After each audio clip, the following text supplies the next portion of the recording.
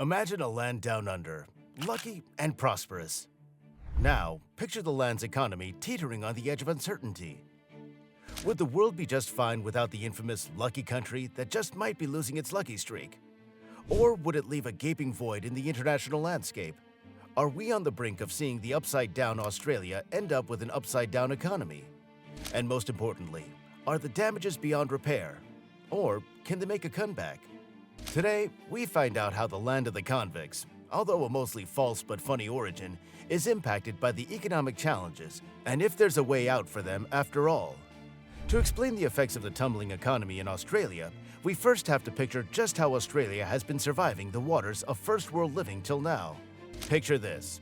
You and your friend, let's name him Mike, spend all your time together. You go to school together, you have all your classes and meals together, and play online with each other all day. Your habits are exactly the same. And they aren't good. Exams are approaching, yet both of you continue your reckless and sometimes careless ways, not studying at all. Results come out, and the expected happens. You fail. You look to your right over at Mike's report and take a step back. He passed. But how? You can't believe his insane luck. He must be blessed. That's exactly how Australia has been existing for the past 3 decades, Mike style. If you follow their progress and activity closely, you'll see that their actions, policies, and failures have been eerily similar to those of other countries that faced an economic downfall.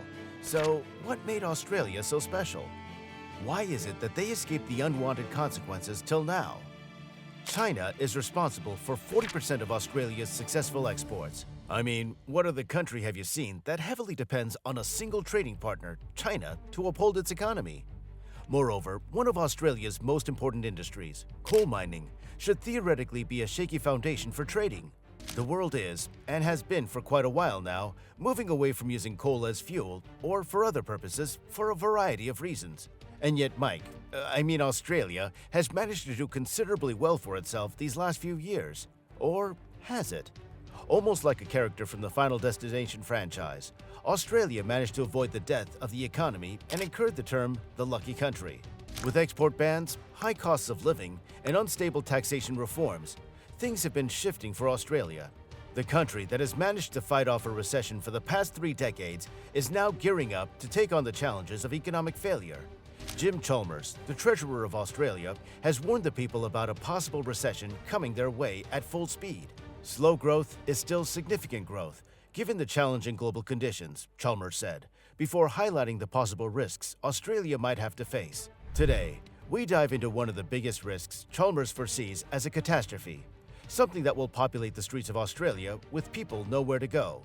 Is Australia's stare down with a societal collapse preventable? I'm sure you've heard this a lot by now, but the economy has been down for everyone, with economic giants such as Japan and the UK going into recession. So it was predictable that sooner or later, some economic catastrophe would be faced by Australia as well. An economy is held up majorly by 2 factors. How much does the country, more specifically its people, spend? And how much does that said country produce? As household income plummets to the depths of hell, yet the cost of living and essentials keeps rising, the economy of Australia is surviving due to 2 main things right now: mining and migration. If not for this and the government expenditure, especially on household subsidies, things would have been way worse. If we look at some of the economic statistics for last year alone, there was a 0.2% growth in the September-December 2023 quarter and a 1.5% growth during December 2022-December 2023. Imports in Australia went down by a whopping 3.4% in the quarter of September-December 2023. And as for inventories, they went down by $3.7 billion in the quarter of September through December 2023. Aussies must be thanking God for immigrants right now. What they won't be thanking God for is the taxation system. Australia's taxation system is ridden with quite a few factors that have been detrimental to their economy. Imagine a stack of cards standing atop a singular toothpick, wobbling beneath the uncertain fate of the cards. That stack of cards is their tax system. And the toothpick? The toothpick here is the income tax. Income tax comprises a jarring 62% of total tax collections in Australia. The malleable nature of income tax makes it less preferable to something like GST, which is applied at the same rate on all things. This makes GST far more efficient in terms of tax collection as opposed to income tax. On top of that, Numerous tax concessions make the system unnecessarily complicated. Remember the stack of cards analogy? Well, now the cards are all stacked to make different shapes. That's how the complication of taxes makes their system more vulnerable. The top 10% of taxpayers pay nearly 50% of all income tax. This in turn reduces morale and productivity when looking at it from a long-term lens.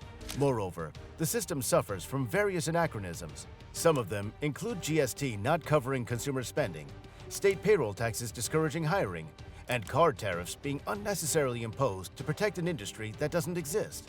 The cards were bound to fall sooner or later.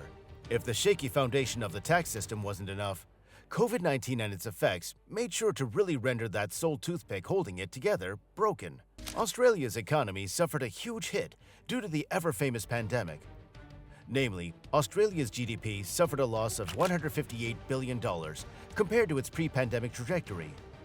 Decreased household consumption, private investments, and an increase in government subsidies incurred losses upon losses, putting a big strain on Australia's tough economic situation. But this begs the question, what impact did it have on the people of Australia? From the number of people opting, or mostly forced, to live in tents, rising to dilapidated houses selling for over $1 million, the housing crisis in Australia has reached insane heights. Australia is giving New York rent prices a serious run for their money. Well, the situation has been eroding for quite a while now due to several factors. It's now increasingly difficult for Australians to afford homes. It must come as a surprise, but the median house price in Australia has nearly doubled since 2012. This is not in line with wage growth that has struggled to keep up. Australians now need an annual income of over $300,000 to comfortably afford a home. And can you guess what the median income per year is for an average house? A measly $67,500. Yeah, shocking. The discrepancy between what should be and what actually is has exponentially increased, and the burden for this change has fallen on the people. Demand for housing is fueled by factors such as low interest rates, population growth driven by immigration, and concentrated economic activity in major cities. However, the supply of new homes has, unfortunately, not kept pace, leading to a shortage in housing units. Between 2020 and 2021, although 220,000 dwellings were approved for construction, only 133,000 were completed. The expanding queues for social housing underscore the subpar supply to match the increasing demand. Less than 4% of the total housing market is social housing in Queensland.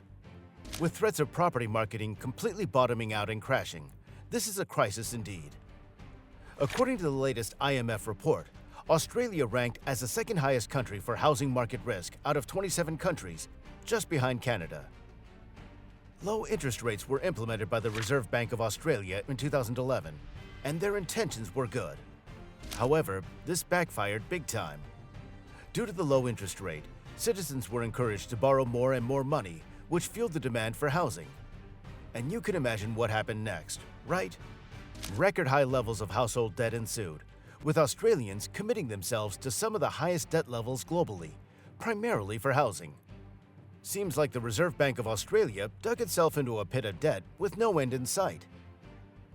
According to Reuters, the Government of Canada aimed to reduce temporary residents in 2023 to 5% of the total population over the next 3 years from 6.5%. As for Australia, they might be facing something similar. With over 30% of Australians born overseas, immigration has become a significant driver of housing demand, particularly in major cities like Sydney and Melbourne. Vacancy rates are low, leading to intense competition for rental properties. As a result, many Australians are facing rental stress, further exacerbating the affordability crisis. Despite some potential relief from factors such as the mortgage cliff, where fixed-rate loans are rolling off, leading to potential downward pressure on prices, the housing crisis is likely to persist. The housing crisis has been one of the most devastating effects of the unsaid recession faced by Australia. To combat this, the Australian government has been taking some initiatives to help alleviate some of the burden. A 10-year strategy is in the works to provide a housing plan for the homeless and almost homeless. It includes increasing the maximum rates of Commonwealth rent assistance by 15%, as well as investing $10 billion in the Housing Australia Future Fund to deliver 30,000 social and affordable homes in the first 5 years. Moreover, a national housing accord, tax incentives for build-to-rent developments, and additional funding to address homelessness was also initiated to help the current situation. Can the lucky country make the wand of their economy turn in their favor through these reforms? Be sure to jot down your thoughts and opinions about this in the comment section below. And don't forget to like, share, and subscribe. Until we meet again.